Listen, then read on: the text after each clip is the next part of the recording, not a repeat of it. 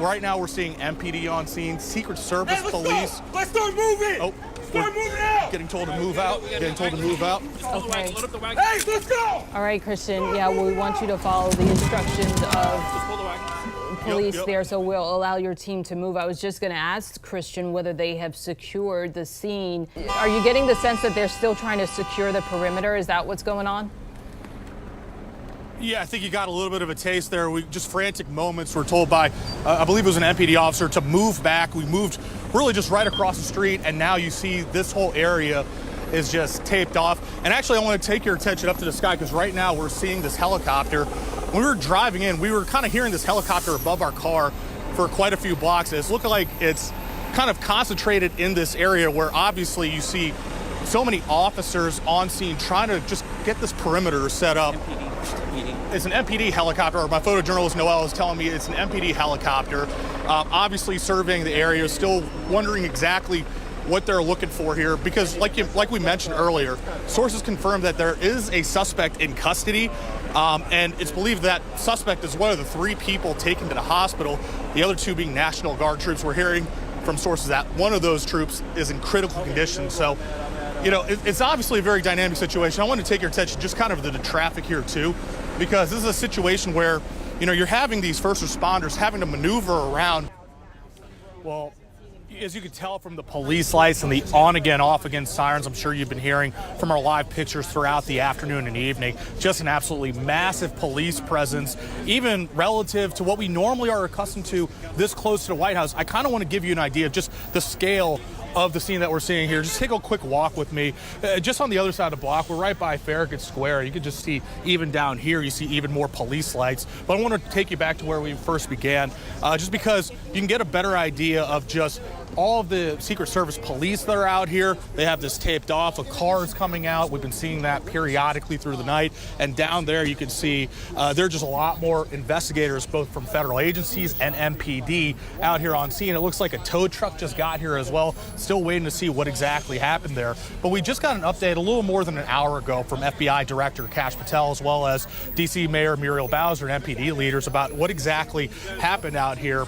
And this was what they say was an ambush. Local police departments have these tips. Do not click on any links or respond to these texts. To report these scam messages to the Federal Trade Commission. And if you are in desperate need of a job, to research the company on their own website and contact them directly. Minimum wage in Virginia just went up 41 cents to $12.41 an hour. Bucher owns restaurants all around the DMV and says this will help Virginia businesses compete for employees. Just go a mile over the bridge. Days after the deadly fire, I reported that there were 76 high-rise apartments and condos in Montgomery County without sprinklers in every unit. Now, that was back in 2023. The next year, that fell down to 73 after 3 buildings retrofitted and added sprinklers. However, today, that number still sits at 73. We've had a fresh coat of snow over this part that had been plowed earlier this evening, but it does look like we're at least getting a little bit of a plow. And it might be tough just considering, again, that fresh coat of snow might not look like this has been plowed, but I want to show you the difference. This is the side of the road where the plow doesn't hit, and it's just so much deeper with snow. You could really just see how much more snow is on the side of the road compared to where this plow is hitting right now. Here, we're on the shoulder of 267 eastbound. You'll see debris like this all over, massive branches like this. And in the 5 o'clock hour, we actually showed you the tree that was just leaning against this concrete barrier. Crews just in the last 5 minutes or so were able to cut it up enough to get it off the barrier. They're actually having trouble trying to haul the tree away this way, but they ended up deciding to cut it up and move it onto the creek. Now, it looks like crews are about to leave, but there were a number of lanes of traffic that were closed off, but one car in particular was stopped in its tracks. And we'll go ahead and take a short walk down the shoulder here, because we want to show you that car with that driver inside, like you mentioned.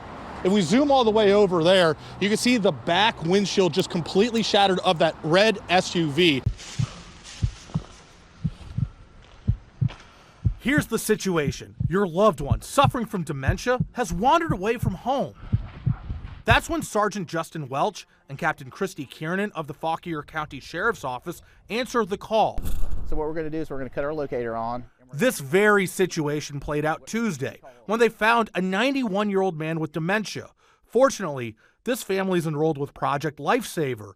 It allows families to place a wristband that emits a radio signal on a loved one suffering from dementia, Alzheimer's, or autism. We can actually look for multiple people and the radio frequencies not bounce off of one another. So right now I've actually hidden myself right here next to this bale of hay on this tractor trailer, kind of simulating an opportunity for these deputies and these investigators to find someone who has wandered off into some unfamiliar terrain. Let's see if they can find me. So I'm not getting anything over here. I'm starting to pick it up a little bit more. The needle's starting to jump a little bit. Okay, so the needle jumped to 2, so we're going to start going in this direction.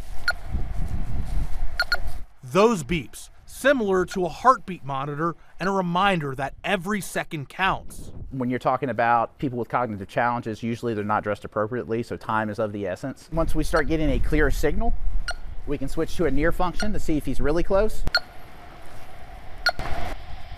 There he is. I didn't pose much of a challenge. They found me in just over 5 minutes. That was definitely not your typical game of hide and go seek, right? In the 2 searches this team successfully conducted, the longest it has taken them to find the missing person is 30 minutes. We go, we have to change the batteries every 60 days, so we develop a rapport with the caregiver and the client themselves. I always tell families I'd much rather go and change a $2.50 battery than have to tell a loved one that their loved one's not coming home. The family of the man found earlier this week declined an interview, but provided a statement saying, "We have no idea how things would have turned out without Project Lifesaver, but it could have been not favorable. We really pushed that program and can't thank enough everyone who came out the other night." In Fauquier County, Christian Flores, 7 News. I lost my license at that point. After 5 DUIs, this recent Montgomery County DUI court graduate knew his alcohol addiction was casting a shadow over his life. Was it like a wake-up call, would you say? Yeah, it was. You know, it's me trying to face reality rather than live in denial. You know, I could have said, oh, I wasn't really drinking like that. We are concealing the identity of this man, one of the first 7 graduates of the Montgomery County DUI court. What did you find that helped you? Just talking to a therapist and being able to express yourself, that sort of like prevented me from, you know, relapsing. So how does it work? The court selects some people with multiple DUIs to complete various requirements over at least 14 months. The requirements are that each individual has a case manager. They participate in treatment, individual and group therapy, and they are required to participate in AA meetings. What do you say to people who may look at, DUI court and say, hey, this person also needs to be punished? I understand that people need to be punished, but punishing someone by sending them to jail, when they come out of jail, they're not going to have the treatment that they needed, and the likelihood of them committing the offense again is great. Recent studies show there's an average of more than 6,000 drunk driving crashes each year, 142 of them deadly, and 1/3 of DUI arrests involve repeat offenders. The root cause is that individuals who are arrested for DUIs are individuals who are suffering from the disease of addiction. And if we don't treat the disease, the DUIs are going to continue. And that help was made available to me through the program. I didn't want to be where I was before. The Capital Area Food Bank, working around the clock to get food from forklifts to forks of families in need. They expect around 75,000 more furloughed federal workers, estimated to be living paycheck to paycheck, needing help. For people, the one part of their budget that they tend to squeeze is the food part of the budget. From the 2018-2019 shutdown, what we saw is after that first missed paycheck, so that's typically 2 weeks. Even though the effects of the government shutdown may not be felt immediately, the Capital Area Food Bank has still done quite a bit of heavy lifting so far with all the federal job cuts that have already happened this year. Hunger is an issue that is persistent and deepening in our area. And this year, of course, we saw a population of former federal government workers and contractors also reach out for assistance. Former federal workers like Adam Bell. Even before the shutdown, the group says 41% of households impacted by federal job cuts in the DMV struggle to get enough food. I've always had a stable, income, job security, things like that. What am I gonna do?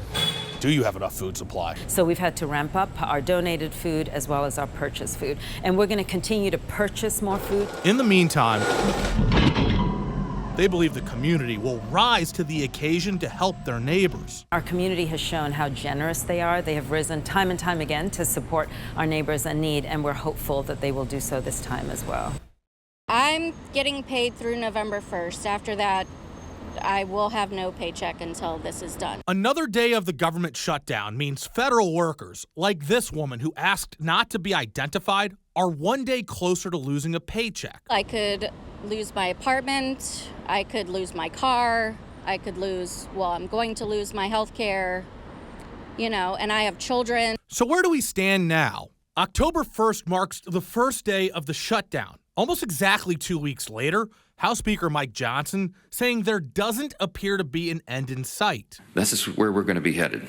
We're barreling toward one of the longest shutdowns in American history. This announcement just days before the October 15th date. Members of the military are scheduled to miss their first paycheck. And they won't even be getting a paycheck on the 15th.